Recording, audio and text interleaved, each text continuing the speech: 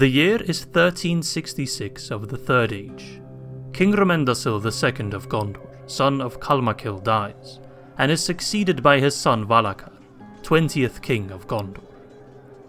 This ascension would bring great unrest to Gondor, ultimately leading to the Kin-strife, a disastrous decade-long civil war that would greatly diminish the strength of the proud kingdom of Gondor. In this video, we will take a closer look at the Kin-strife of Gondor, the battles that took place, and the aftermath. First, we need to go back even further in history, to the lands of Rhovanion.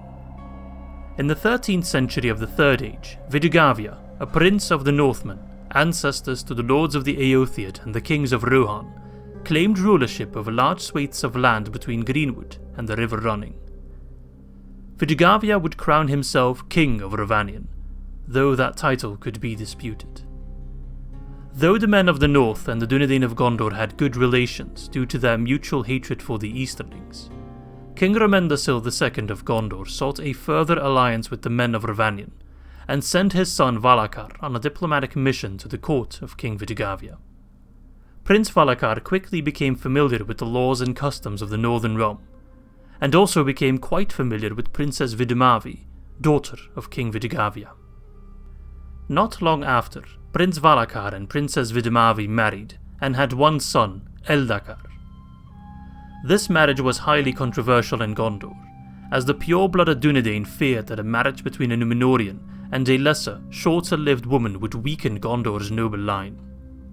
When Valacar succeeded his father Rómendacil II as King of Gondor in the year 1366 of the Third Age, many of the coastal provinces grew unhappy, and refused to recognize the half-blooded Eldacar as their crown prince.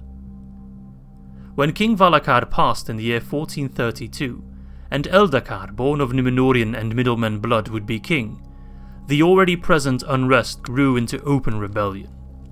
Many Dunedain saw Eldacar as a half-breed, with no right to rule. These Númenórean purists were led by Castamir, great-grandson of King Calmacil. Though not directly in the line of ascension, his royal background had made him Lord of Ships under King Valacar, and a highly influential politician in the coastal regions of Gondor. This influence left him in a position to challenge the rule of King Eldacar, and gather a sizable army of supporters. In the year 1437 of the Third Age, the ever-growing unrest sparked a civil war, as the army of Castamir laid siege to the city of Osgiliath, then capital of Gondor.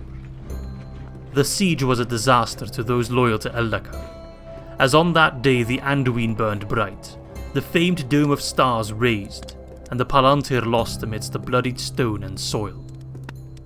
Eldacar was able to escape, however, and went into exile to his kinsmen in Rhovanion. His son Ornendil was less fortunate, as he was captured and later executed by Castamir. With the throne of Gondor now empty, Castamir the usurper claimed rulership over Gondor, and for the next 10 years would govern with an iron fist. This, however, is not the end of the story. During Castamir's reign, Eldacar quietly regained power both in Rhovanion and with those still loyal to him in Gondor. In the meantime, Castamir grew increasingly unpopular with the people of Gondor.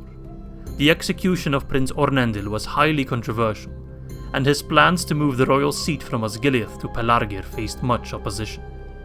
So much so that in the year 1447, the people of Anorion and Ithilien rose up against Castamir, and it was then that Eldacar made his return along with an army of loyal Northmen. The Kin-strife of Gondor now hit its peak at the Battle of the Crossings of Erui.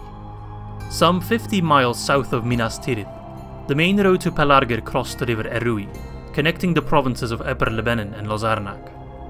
It was here that the armies of Eldacar and Castamir met. Eldacar was joined by soldiers and levies of Calanathon, Anorion, Ithilien and Rhovanion, whereas Castamir's army was composed of lords of the coasts, mainly Pelargir and Umbar. Many of the other provinces of Gondor chose to remain neutral in this conflict. The resulting battle was a victory for Eldacar, who slew Castamir in personal combat, and thus reclaimed the throne of Gondor. Castamir's influence did not end there, however, as the remnants of his armies and his surviving sons retreated to the port of Pelargir, and after a year-long siege escaped by ship to Umbar far to the south. King Eldacar was unable to give chase, as most of Gondor's fleet had sided with Castamir. Thus ended the Kin-strife of Gondor, with a victory for Eldacar.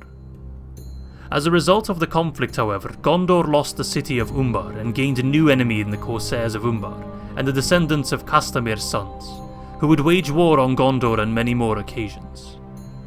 Gondor's hold over the Haradrim was lost in the conflict, resulting in the resumption of war in and invasions of South Gondor and the lands of the Poros. Many of the Dunedain nobility were killed during the civil war, leaving Gondor significantly weakened.